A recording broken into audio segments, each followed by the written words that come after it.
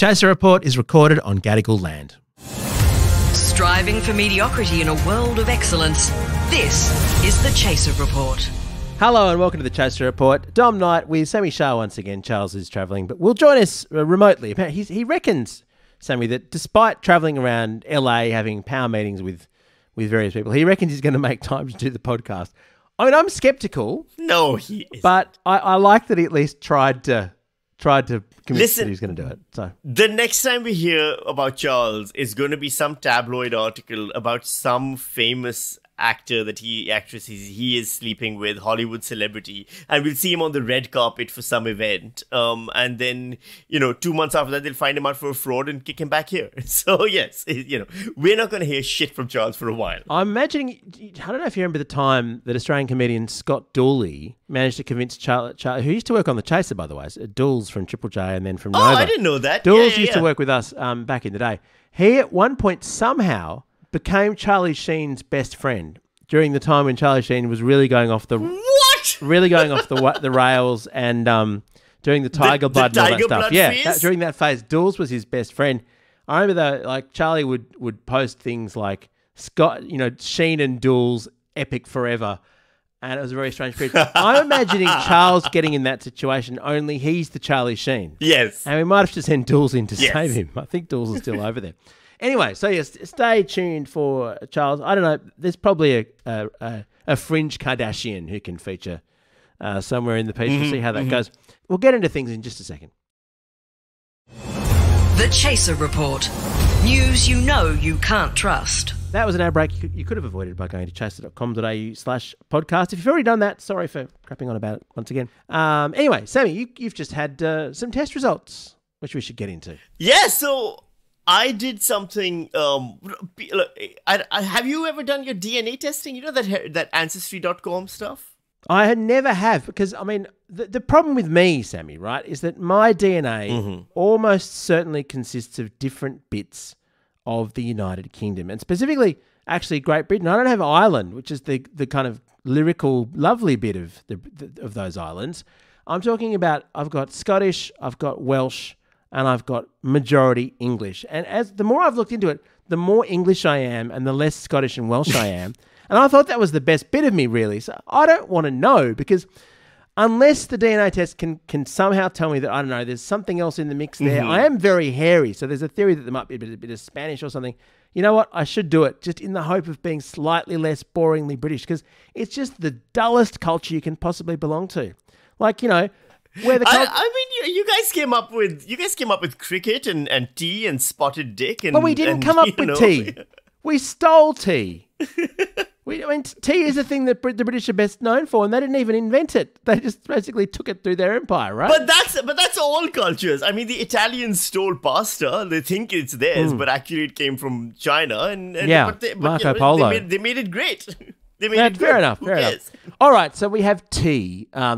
A way of making, boring hot water slightly more flavoursome. There you go. And then the subcontinent then took it back with chai, which is far better than regular tea, because they add ginger and cardamom and other things that are not just tea leaves.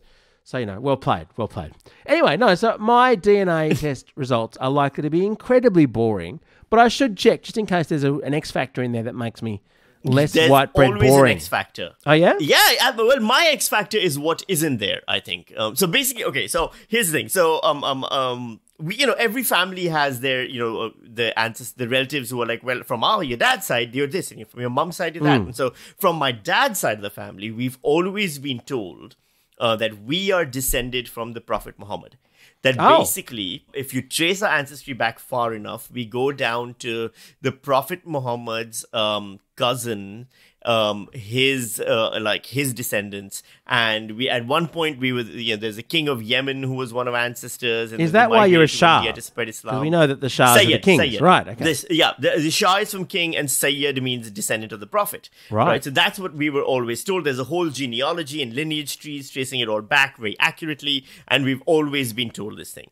From my mom's side of the family, I was told that we started off in Iran as Persians, and we were horse traders for a long time, and then we moved across to South India, to Bangalore, and then in the end ended up in Pakistan. So that's, my mom and dad's side of the family. The mother's side sounds a little bit less likely to cause disappointment. Yes. If you go fishing around in your lineage, it seems a little bit less likely that your mum's side's going to be the one where you go, wow, we've really been kidding ourselves for centuries. Yeah, so you basically picked up on what I'm foreshadowing subtly over here, all right? In that, so I got curious, and I finally did my DNA test. I went to Ancestry.com, and they send you a thing, you spit in a cup. It's not that... Yeah, it's not that different from getting a rat test these days. Give me 1 second, I've got to shut the door because there's a crying baby, and I don't need to hear about my descendants. Okay. It's not that I don't care about my child. It's just that I care about podcasting more. You understand, Sammy. Anyway. Of course, as you should, as any reasonable parent should. And so we went and got the DNA. I went and got the DNA thing done. And the results came back. And so I'm just going to tell you the full breakdown. Right. 83% North Indian. 9% Central Asia and South Asia. Which basically covers the region of Afghanistan, Tajikistan, and Pakistan. Right. 5% Southern Indian, 2% Anatolia and the Caucasus, Wow. which is Turkey, Georgia, Armenia, and 1% Iranian Persian. Oh. Now, missing from all of this is anything even vaguely resembling the Arab regions. It doesn't have Saudi Arabia, it doesn't have Oman, it doesn't have Yemen, it doesn't have Kuwait, it doesn't have Syria, it doesn't have any of the places that my ancestors and my relatives have all been patting themselves on the back for being from. So it turns out I am basically 98% Indian, and a little bit of Iranian sprinkled in or Persian sprinkled in on top of that, which is cool as shit. Except now, I don't want to be the one who tells my family. So I've had to keep stum about this because I don't want to break all their collective hearts. They already hate me for being a blasphemer. I can't add to the things that they hate me for. But saying it on this podcast is a completely safe space, right? Yeah. No one in my family is listening to the podcast. So basically, like, it actually breaks it down by parent. From my dad's side, it is just Indian and Indian. From my mom's side, it is, a little bit of Indian, a little bit of Persian and Iranian, a little bit of Anatolia and the Caucasus, stuff like that. So right. So the mum's side has been traveling around all over the place and picking up the odd extra gene pull along the way. Yes, and that just means they're sexier on my mom's side, I guess. I don't know. How much does this cost? What's the price of disappointing your forebears? Ooh, what is like the a couple price $100 of bucks? disappointing my forebears? I guess a reevaluation of this sense of self-importance. Because I remember you saying that you were of royal lineage, which is when you do hear someone say that. I mean, generally speaking, if you're reading New Idea or whatever, you know that they definitely are not, right? It's just automatically assumed. But in your case, I was willing to, give you the benefit of the doubt. I appreciate that greatly. I do think I was telling some of my friends in Pakistan about this, and they all said they said, look, it makes sense if you were descended from the Prophet Muhammad. You would easily be the worst descendant that the founder of Islam could ever have hoped to have had. So it's probably just as well that you aren't. I'm imagining that it's actually quite unusual if you're 100% Indian on your dad's side. Like, it's actually not necessarily very common to have that unambiguous a result. I know. Right? You know what it is. All it means is that my ancestors were Hindu Indian, and at some point they converted to Islam, and that was it. But it sounds like the ones who converted to Islam wanted to kind of big up themselves. So I'm pretty confident. I'm no expert, but my understanding is pretty much that the Prophet Muhammad did not have many Indian Hindu descendants. Is that true? Yes, it turns out not known for that might be true. The Chaser Report. Less news, less often. So what has this done to you? Do you not know who you are anymore? No, you know what it's done? Do you feel differently about India, for instance? Okay, so I'm Pakistani. I was born in Pakistan. I grew up in Pakistan. Pakistan didn't exist as a country until 1947, and the distinction, we obviously Indians and Pakistanis speak the same language. They have the same music, the same food, the same everything. There's a political division, but that political division, year by year, generation by generation, grows wider, and never the twain shall meet becomes more and more the attitude.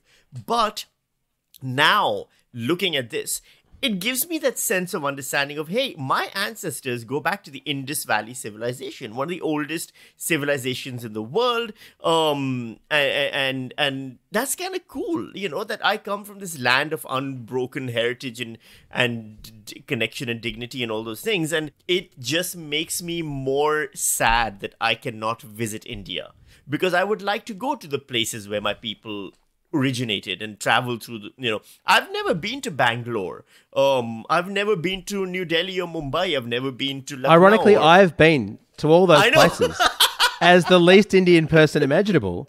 And not only that, Sammy, but I'm by virtue of having married an Indian woman, I'm eligible for the status of overseas citizen of India. I know.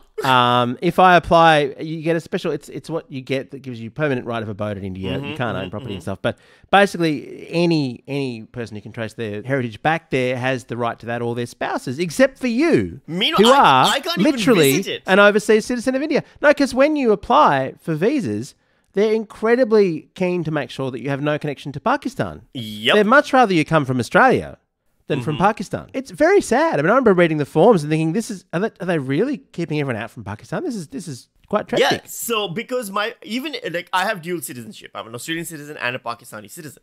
And so, but even if I give up my Pakistani citizenship tomorrow, my parents are still in Pakistan. I was born in Pakistan. I will never, at least until the government changes in India and goes back to the Congress party, which isn't happening for a long time, I just can't get access to it, which kind of sucks, because I would really like to see parts of India. I think it's kind of, would be cool to go there. That's an incredible show, man. I went to Varanasi, which is supposed to be the oldest. You're just rubbing it in now. Yeah. Yeah, the oldest continuous. Well, look, as someone with a little bit of Indian experience, Sammy, I just want to just educate you about India. It's supposedly the world's longest inhabited, continuously inhabited city on the banks of the Ganges there. People go there and, you're supposed to go and die there. If you go and die in Varanasi, you're pretty much guaranteed an excellent reincarnation. Yeah. And it's the only place I've ever had the opportunity to smell burning corpses, because what happens there's so much death in Varanasi, death tourism, that 24/7 they actually have cremations by the banks of the Ganges. So I've walked around as though at a communal barbecue, except that it was human flesh that was being burnt. A fairly unforgettable experience. I never would have had the chance to smell burning human flesh had I not travelled to the beautiful place that is Varanasi. I don't know if you're the really birthplace of the Indus ambassador civilization for India. I think they can do better than you when it comes to the Incredible India campaign right now. Well, I must say that I didn't want to rub it in too much, but we did the sunset cruise on the Ganges and the dawn cruise on the Ganges. It was beautiful, it was mystical. I hope you get to see it. It's bizarre that someone with that heritage, you should be able to show them the Ancestry.com thing. I know, right? That alone and say, should look, qualify me. I'm barely Pakistani at this point in terms of my heritage. But yeah, I do like the fact that some of this DNA stuff is interesting, because it just, and I know I get now why so many people are doing it, because it does give you this weird, we live in such a world of now, everything is the now, and the tomorrow, which is doomed. It is nice to pause and look back and have a sense of connection to what came before. Well, I must say, I'm at the point where I get to find out that I'm not entirely British. It might actually be worth doing. I'm just looking at it now. There's a Father's Day sale. It's only $90, so 34% off apparently, to be able to establish that I'm not fully British. I mean, I would be so... If I had just the tiniest shred of anything else in the mix, I would I would feel so much better about myself. Yeah, give it a go. I hate being British. It's an awful background to have. I hate to say it. I don't know why this country was so absolutely caught up on being the same as Britain. Britain is objectively terrible. If you want to feel worse about it, you should listen to the new podcast. It's called Empire. and it's by William Dalrymple, who's an excellent historian of British colonialism, and Anita Anand, who's a ex-BBC journalist. I think she said it with the BBC. Excellent series tracing basically the East India Company's rise and fall in India. And that shit will really make you frustrated with who you are. I read a William Dalrymple book about India once, actually, so that sounds very interesting. No, it's certainly true that whenever I'm talking to my in-laws, let's just say the view of British colonialism is not a positive sense. There's not gratitude towards to Britain for what they did there, and I'm kind of sitting there going, yeah, that's awkward. that's my ancestors being shit. It must be funny being the British guy at the Indian family get-togethers every now and then, because there's still grudges that are held. Maybe for way too long, but they are held. Yeah. The great thing is that I don't speak Tamil, so when the conversation goes into Tamil, I'm assuming that jokes are being made about me or my heritage, and I'm just like, have at it. Yeah. You're very welcome. All right, interesting. All right, so what have we established? Sami Shah is only Pakistani by birth and identification. Well, everyone is Pakistani by birth because it's 1947 Pakistan didn't exist before that. But yes, I am 100% Indian. But your heritage 99% is not Indian, 1% Persian. Wow. So, have you been to Iran? No, I haven't been. And now I definitely can't with all my prominent and popular blaspheming. Our gear is from Ride. We're part of the Acast Creator Network. Thank you very much, Sam. If you want more Sammy, check out News Weekly, Sammy's weekly podcast about the news. Thank you.